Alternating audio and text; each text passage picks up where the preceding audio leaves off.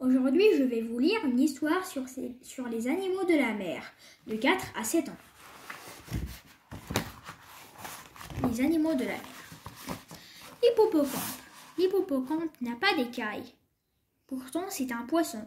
Il a une petite nageoire sur le dos qu'il agite très vite.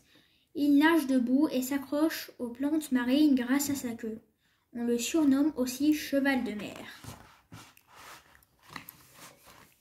L'étoile de mer.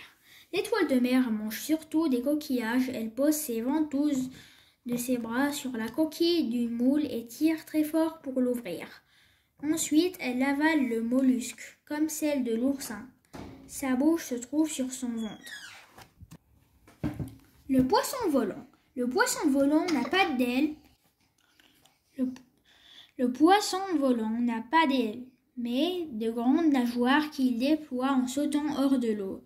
Il peut faire des bonds au-dessus des vagues. Il peut ainsi semer tous les poissons qui aimeraient bien le croquer. L'anémone de mer. On dirait une fleur, mais en fait, l'anémone de mer est un animal. Elle se nourrit des poissons ou des crevettes qui se prennent dans ses tentacules à marée basse. L'anémone rentre ses tentacules et se transforme en boule gélatineuse. Rapide, la tortue. La tortue verte est la plus rapide des tortues marines. Bébé tortue. Maman tortue pond et enterre environ 200 œufs dans le sable. 2 mois après, les bébés brisent leur coquille et remontent à la surface.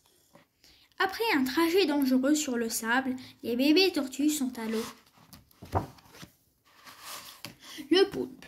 Menacé par une murène, le poulpe lance un jet d'encre noire avant de s'enfuir. Aveuglé par cet épais nuage, son ennemi ne sait plus où attaquer. Le calmar et la seiche répandent aussi de l'encre noire pour masquer leur fuite. Le bernard l'ermite. Le bernard l'ermite est un crustacé tout nu qui s'abrite dans un coquillage vide.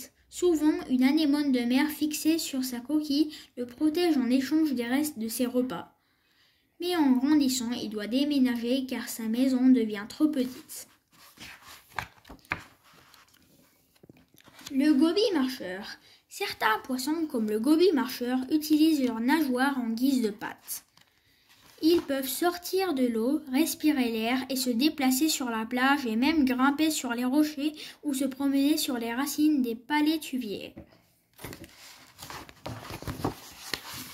Le poisson porc-épic. Le poisson porc-épic est aussi appelé le hérisson de la mer. En cas de danger, il se gonfle comme un ballon et hérisse tous ses épines.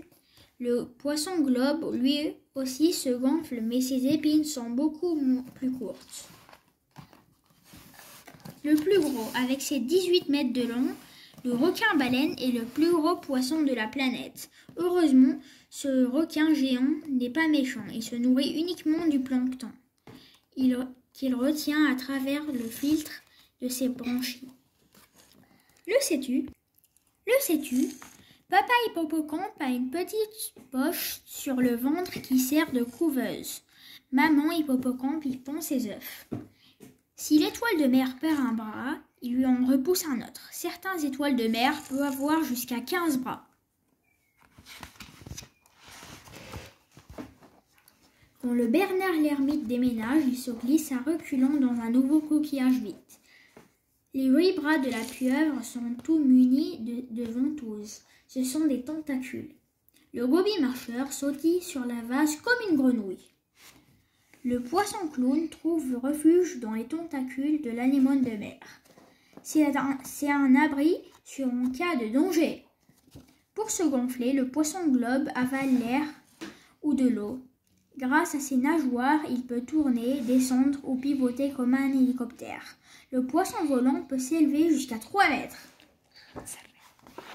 C'est terminé. Au revoir mes amis.